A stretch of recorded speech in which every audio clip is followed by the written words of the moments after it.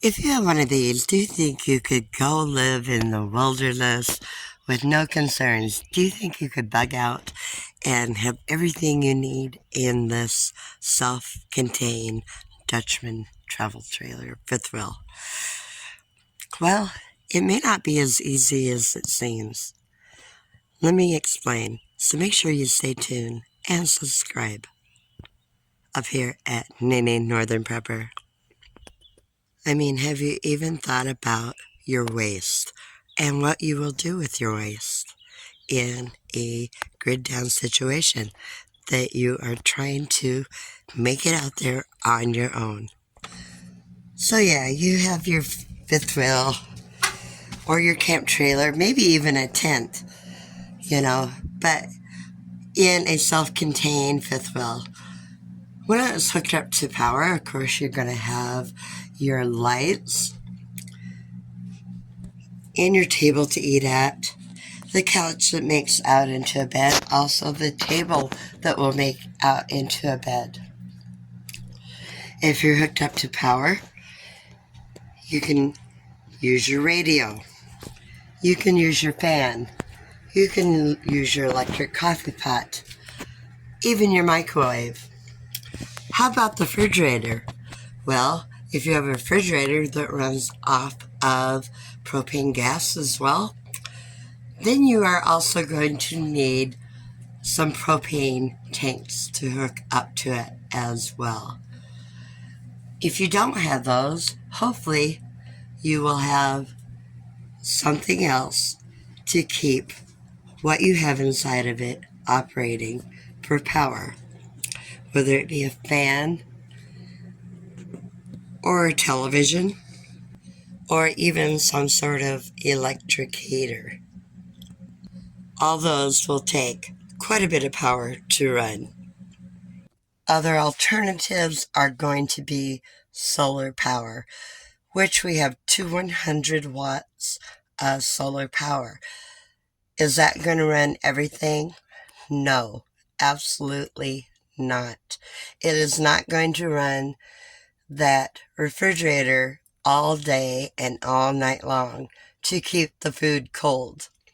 It probably would run it overnight, but by morning, well, all the power stored in those batteries is probably going to be gone.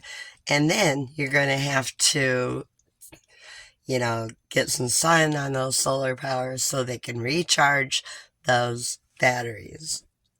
So if you tried to run, an electric heater, it's probably going to use quite a bit of your power for that. So, maybe if you had more solar powers and more batteries, you might be able to, but not with 200 watts. I don't think it would work out too well. So it's always good to have other forms of heat, to have your propane gas to run your furnace. You might be able to run the fans by your bed with them and get a good night's rest. But those two solar panels are definitely not going to run everything. As I mentioned outside, the waste. What are you going to do with the waste when your tanks are full?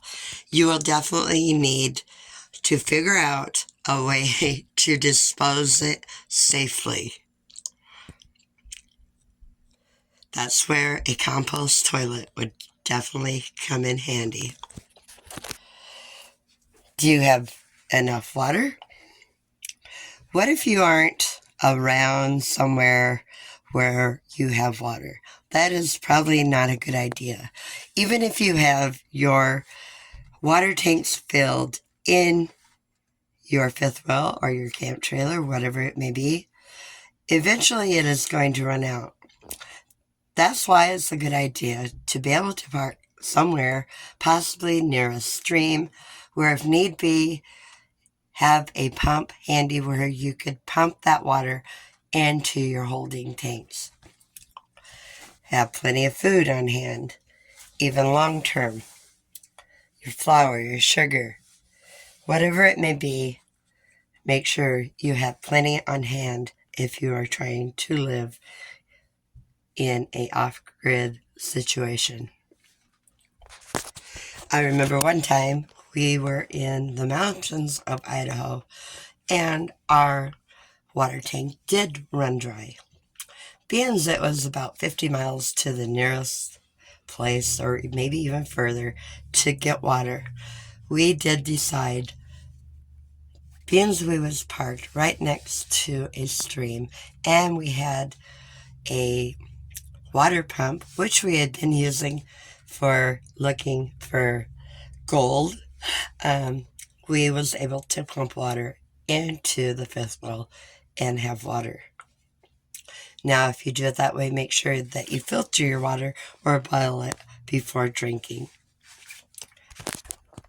Also, make sure you have plenty of bedding, plenty of sheets, plenty of heavy blankets. And if it is in a colder temperature, also have plenty of outdoor gear.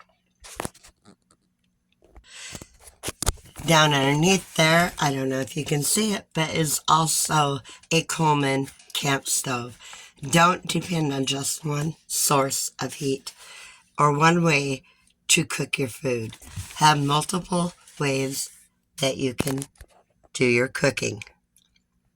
Along with that, make sure you have plenty of pots and pans, things to cook on. Here, if you have wheat berries or anything that you might want to have to grind, or meat that you need to grind, maybe you will get a deer out there in that wilderness and need to grind the meat. So that is always something to think about as well. Like I said, having multiple ways to cook is a great way. Here is a 12-volt portable stove.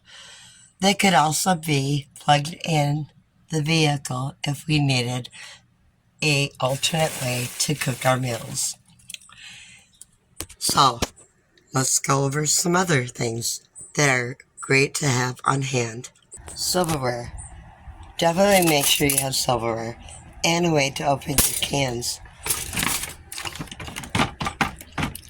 And sometimes those don't like to open very well. Like I say, have things that you are able to use to cook with. And towels. Things that you would normally have at home, you may need to bring along. Food. Things that are easy to put together. Things that are easy to heat up. Have your bug sprays and, oil for your lanterns. Even a screwdriver wouldn't be a bad idea to bring your tools along. But having plenty of food on hand is a great way to practice, these ways of living. In case you are put into a situation, try going camping and see how well you do. Do you ever keep your condiments? Well, I do. Those are packs and packs of sugar. Coffee on hand, sugar on hand, and any other item you can think of that you might be using. Because you never know what you're going to need, so pack it like you would your home, except for things that might be easier to prepare. And if you're completely out of other options, you can build a fire to cook your food on, as long as you have wood. Always make sure you're near an area where you can get wood or bring wood along with you. Burning wood is an easy way to have warmth and to also cook your food. It's always good to practice though. Like they say, practice makes perfect. And having a generator to take with you, believe me, will save the day as long as you have plenty of gasoline.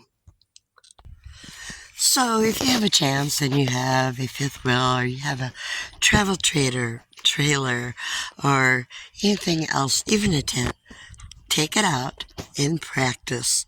See how well that you would actually do in an off-grid situation using just your generator maybe or your solar panels, because it's better to know what you're doing ahead of time than to wait for a bad situation. If you guys enjoy the video, make sure to give me a thumbs up and subscribe. Thanks so much for watching. Till next time, toodaloo, God bless.